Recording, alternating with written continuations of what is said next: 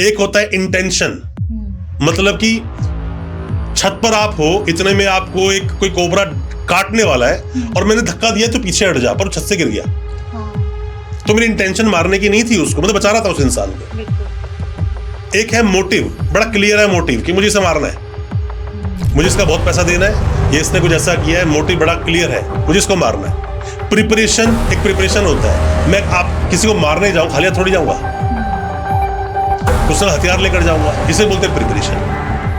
तो अब क्या होता है कि जो अटेम्प्ट टू मर्डर वाला मामला है ना, वो तो बच गया ना आदमी, वो मरा थोड़ी है। उसको किसी इंसान ने जाकर उसको चाकू को मारे और आदमी बच गया, तो वो तो गवाही देगा। और 302 वाला तो मर गया, ये गवाही देगा, ये गवाही देगा। इसमें कन्विक्शन रेट बहुत हाई है। 302 में स्टेट को प्रूव करना पड़ेगा मर्डर हुआ और इसने किया, जबकि बर्डन ऑफ प्रूफ स्टेट पे है। 307 में भी स्टेट में बर्डन ऑफ प्रूफ है, पर यहां गवाह भी तो अवेलेबल है। तो इसीलिए 307 का मामला, जो 109 बीएनएस का मामला है अटेम्प्ट टू मर्डर, ये ज्यादा सीरियस बन जाता है मर्डर से ज्यादा। इसमें कन्विक्शन रेट बहुत हाई हो जाता है। इसीलिए आप बहुत बार देखोगे कि 307, 109 के मामले जो होते हैं बीएनएस वाले, इनमें ज्यादातर लोग कॉम्प्रोमाइज करके हाई कोर्ट पहुंच जाते हैं कि हमें केस को क्वैश करना है। केस क्वैश कराया जा सकता है। अच्छा। 307 का भी कई बार तो मर्डर में भी देखा है मैंने कि उसमें कॉम्प्रोमाइज करने के लिए बोलते हैं कि भाई बेल तो सामने वाली कम से कम हो जाए, क्योंकि मर्डर में 2 ही सजा है, या उम्र कैद या फांसी। अब मान लीजिए उम्र कैद या फांसी 2 ही सजा है। एक मर्डर है किसी का, मान लीजिए कि मुझे किसी को मारना था, मैं उसके घर में गया कुछ भी करने के लिए और वहां पे जाके मैं 2 गोलियां उसको मारी, मैंने मार दी, ये मर्डर है। तो इसमें सजा उम्र कैद हो जाएगी मुझे।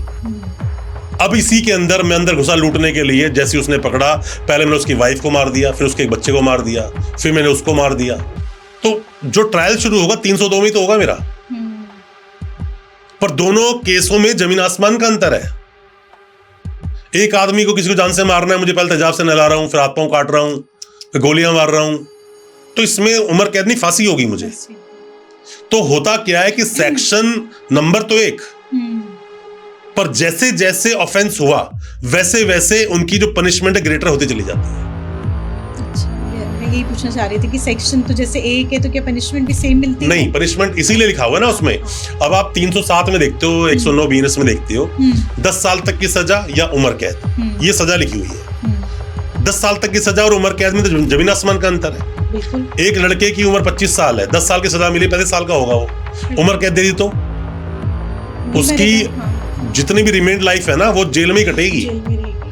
अब वो जेल में है, सजा हो चुकी है उसको उम्र कैद की, उसने किसी अंदर एक बंदे को और मारा और सेम केस बन गया फिर से, अब फांसी होगी उसे। तो जैसे जैसे केस का मतलब ग्रेविटी बढ़ती जाएगी, सीरियसनेस हीनियसनेस बढ़ती जाएगी, वैसे वैसे सजा बढ़ती चली जाएगी, सेक्शन वही रहेगा। अच्छा, और सर अगर कोई झूठे इल्जाम में, जैसे अटेम्प्ट टू मर्डर में भी आप कह रहे हैं कि गवाही कोई दे दे, झूठी दे दे, तो ऐसे में इंसान कैसे बचे लीगली? मैं देखिए, झूठी गवाही तो कोर्ट में होती है, ऐसी बात नहीं है कि नहीं होती है। हाँ। हालांकि झूठी गवाही कोर्ट में देना एक खुद ही पनिशेबल ऑफेंस है, आपको ऐसे गवाही कोर्ट में नहीं देनी चाहिए, पर लोग देते हैं और पकड़े भी नहीं जाते हैं और सामने वाले सजा भी हो जाती है। बिल्कुल।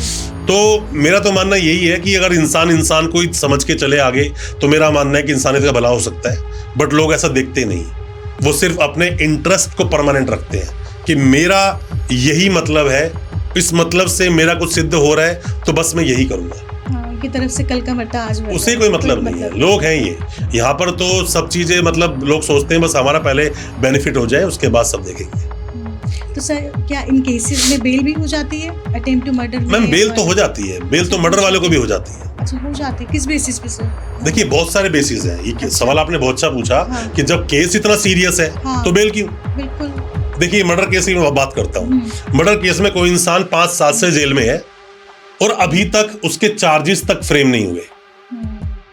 मोहम्मद मुस्लिम का एक जजमेंट है, उसमें यह बोला गया कि आप अनसर्टेन टाइम के लिए या एंडलेस इन्वेस्टिगेशन या फिर एक अनसर्टेन टाइम के लिए आप ट्रायल को होल्ड नहीं कर सकते। यह आर्टिकल 21 का वायलेशन है। आप सामने वाले को अगर पकड़ा हुआ है, जेल में रखा हुआ है, ट्रायल तो चलाओ, या तो एक्यूटल होगा या कन्विक्शन हो जाएगा। तो कई बार इनको डिले ऑफ ट्रायल की वजह से बेल मिल जाती है, कई बार कोर्ट में गवाह आते मुकर जाते हैं, कई बार इनके पास सफिशिएंट प्रूफ ही नहीं होते, एविडेंस ही नहीं होते, कि मर्डर किसी ने किया है। एक बिरदी चंद शाह का एक जजमेंट है, तो उसमें ये बोला गया कि जब कोई सफिशिएंट एविडेंसेस नहीं होंगे और केस चल रहा है सर्कमस्टेंशियल एविडेंस पर, सर्कमस्टेंसेस क्या कि वीरेंद्र सर इस रूम में आए थे, ये चीज टूट गई है, हो सकता है उन्होंने तोड़ी होगी, वो आए थे, तो सर्कमस्टेंस बन रहे हैं ऐसे। तो सर्कमस्टेंस के ऊपर 1984 का जजमेंट है ये, उसमें 5 प्रिंसिपल ले डाउन किए गए कि जब तक ये 5 प्रिंसिपल पूरे नहीं होंगे और शक की गुंजाइश नहीं होनी चाहिए। शक की गुंजाइश होगी, आपने बहुत सारी मूवी देखा होगा कि मर्डर केस के अंदर सबूतों के अभाव की वजह से सामने वाले को छोड़ दिया गया जी। यही कारण होता है उसका। अच्छा चाल चलन ही तो बात की बात है, पहले तो इंसान को कन्विक्शन होगा, उसके बाद वो चीज डिसाइड होंगी। तो ऐसी बहुत सारी बातें अपने देश के कानून में है कि जिन चीजों को समझ कर भी हम शायद उन चीजों से बच सकते हैं जो हमारे साथ नहीं होनी चाहिए थी।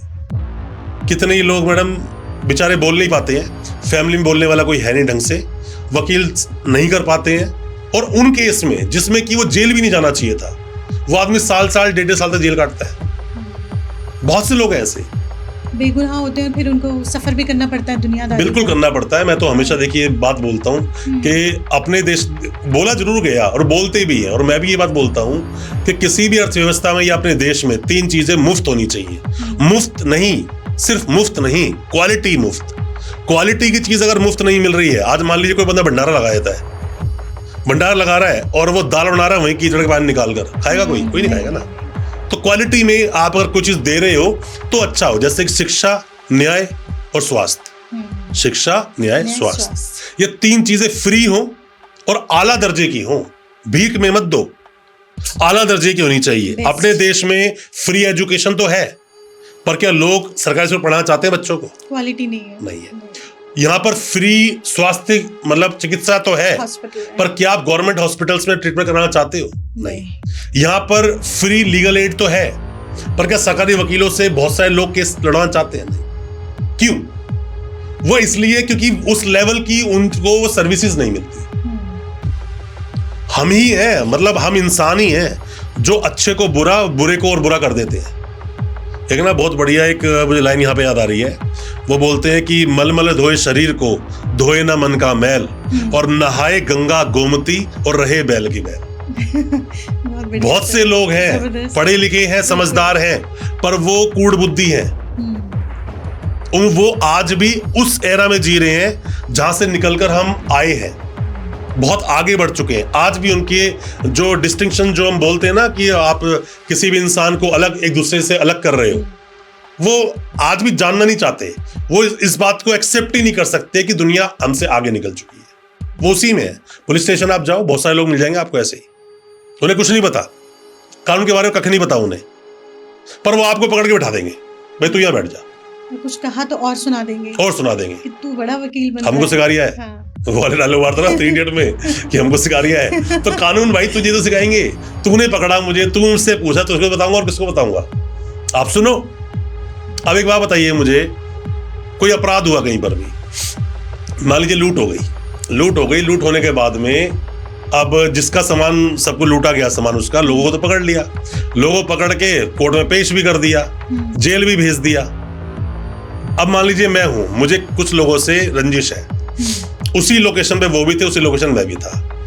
अगर मैं बोलूंगा कि इन्होंने मुझे चाकू मारा तो दिखाना पड़ेगा, मैं लूट बोल देता हूँ, लूट हो गई मेरे साथ, इन लोगों ने मेरी चेन वेन तोड़ ली, पर्स छीन लिया और धमका दिया, चाकू रख दिया मेरे और सबको ले गए। ठीक, अब मैं तो उनको जानता हूँ तो पहचान भी लूंगा।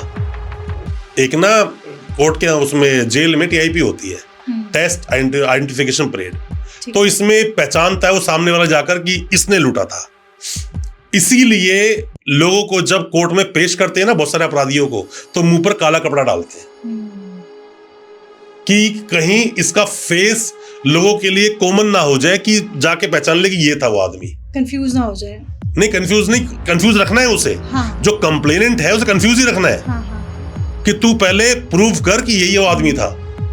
अब पुलिस वाले क्या करते हैं, उसको पहले थाने बुलाते हैं, फोटो दिखाते हैं, देखो ये था आदमी, ढंग से देख ले, ये 3 थे, अब तो TIP करवाएंगे तो देख लियो, पहचान लियो कौन था कौन नहीं था।